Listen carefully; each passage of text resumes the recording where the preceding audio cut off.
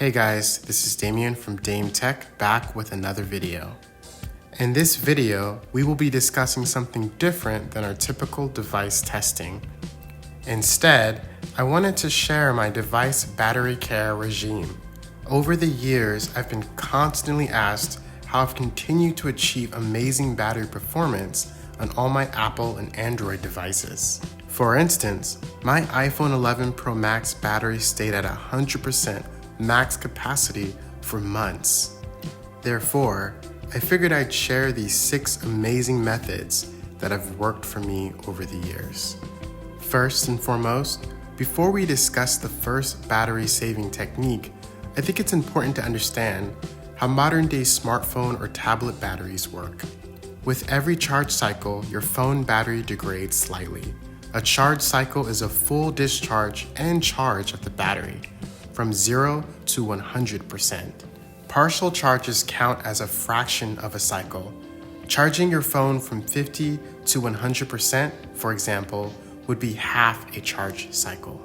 Do that twice and it's a full charge cycle.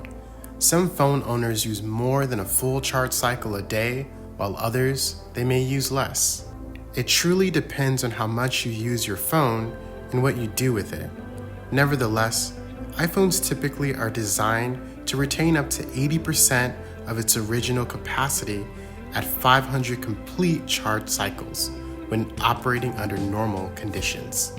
As your battery health and charge cycles degrade, so can its ability to deliver peak performance. Therefore, to maximize your device battery is to slow down those charge cycles. The first way of doing this is to avoid draining your smartphone to 0% or charging all the way to 100%. Unlike old phone batteries that were designed to operate off battery memory, newer batteries work differently. Newer batteries no longer adapt to how you use it, but again more based on the charge cycles. Therefore, it stresses the battery to drain it completely or charge it completely. Phone batteries are happiest if you keep them above 20% capacity and below 85 to 90%. Again, when charging, you'll probably notice that the phone heats and stresses the most when charging from 0% to 20% and 85 to 100%.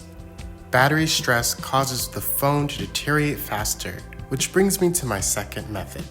Extreme heat or cold can drastically affect battery performance and the charge cycle drainage. Your smartphone is designed to perform well in a wide range of ambient temperatures, with 62 degrees to 72 degrees Fahrenheit as the ideal comfort zone. It's essentially important to avoid exposing your device to ambient temperatures higher than 95 degrees Fahrenheit for prolonged periods, which can permanently damage your battery capacity. Therefore, using your phone while charging causes additional stress, which increases battery heat. Typically, through testing, I've noticed that whenever I play a game and/or work while charging my phone, it can get past 100 degrees Fahrenheit in temperature.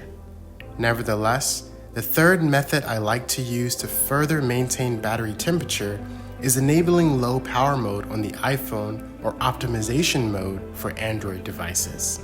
Typically, these modes will restrict background app activity as well as CPU and GPU performance. Thus, you'll notice your device stresses less and will remain cooler, therefore, overall improving battery performance. With that being said, this leads me to my fourth method. A smartphone's screen is the component that typically uses the most battery. Turning down the screen's brightness will save energy and reduce battery heat and stress. Using auto brightness probably saves battery for most people by automatically reducing screen brightness when there's less light, although it does involve more work for the light sensor. Therefore, I typically manage my screen manually and keep my brightness around 50%. Both Android and iPhone allow you to manually adjust and control your screen brightness. Another way to manage your screen, which is my fifth method, is to enable night or dark mode for your phone.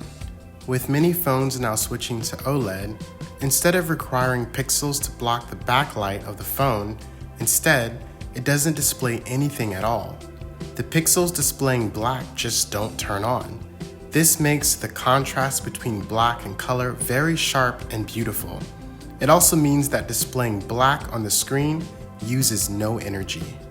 And darker colors use less energy than bright colors like white. On the flip side, if you're using an LCD screen, which typically applies to older phones or tablets, this doesn't apply to you. Last, you can preserve your battery by continually updating your apps. Apple, for instance, when Apple releases new iOS updates, developers have to play catch-up too. That's why there's a beta version of iOS for developers, so they can prepare and optimize their apps for the latest and greatest operating system.